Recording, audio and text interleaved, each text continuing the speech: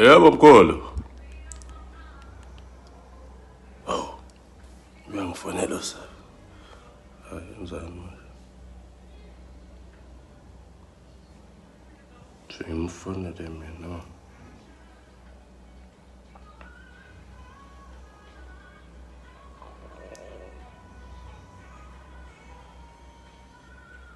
Oh, nangu uyafona ke. Mkhulu, yebo. Yakhe la. Angesi?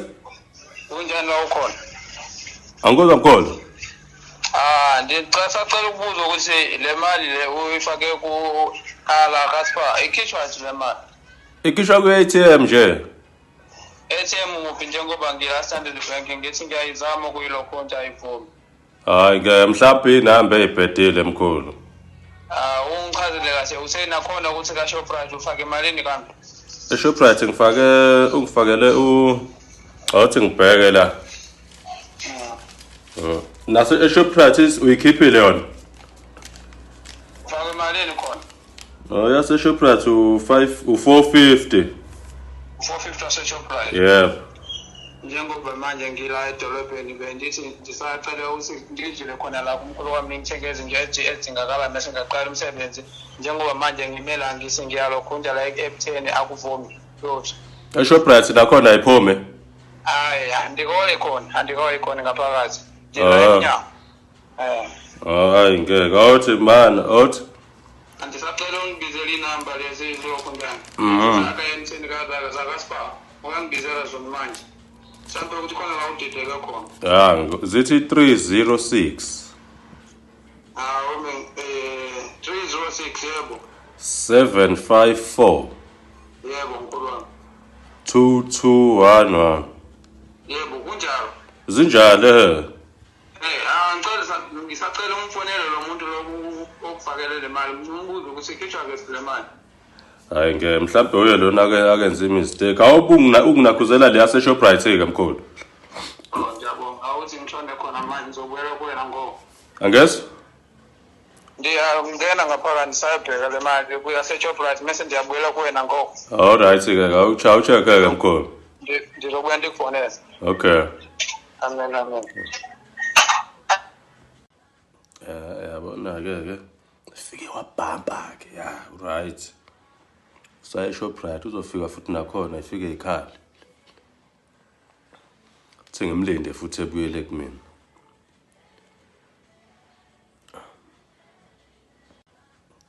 Yabona ke fike wabhamba ke right.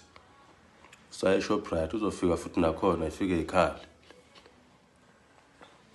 Ngimlinde futhi ebuyele kumina.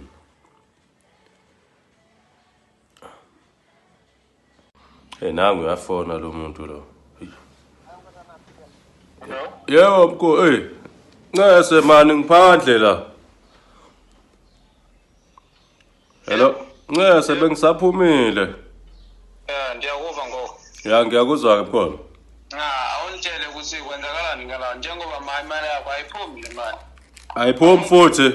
Awungichazele kahle ukuthi lo muntu umtshela ukuthi akufakele imali uyifake kanjani vele. Nale yase Shoprite ayiphumi futhi nayo. Ngithume umtshana wami ngakhona njengoba mina ndisabhize kumanje yabo. Njengoba kwimanje bengifuna uqala umsebenzi wakho wena uthi ngikwenzele wonke lo udingakalako manje ngibona ngathi wena ukho serious. Mkhulu bo. Ungilale bo. Awuthi ke ngenze kanje. Wena usucabanga ukuthi ngavele ngisende imali nje ungazobhosha wena scam wena ungazonya wena. Hawu, hambe ne scam abantu nithi nemali eshesha athi namali esheshayo nina la ngiqamba amanga la. Uyangizwa? Ndiyakuba untshela. Wena ucathi ungangidayisela u3 million ngo850. Ucathi ngisilima mina. Okhohlisa abangazi ke sihlamu yazi. Uyisihlamu yazi? Ndiyakuva ngoku. Ya, isihlamu. Ya. Okhohlisa abangazi kanti lamasimbe enwenzayo. Masimbe nje yazi. Shit. Yaphela ke la. Qhubekani nenze njalo ke bafowethu. Siphelile ke la ngicela niqhubeke ni like, ni share, senehamba niyalapha ku channel yami ka YouTube Danko.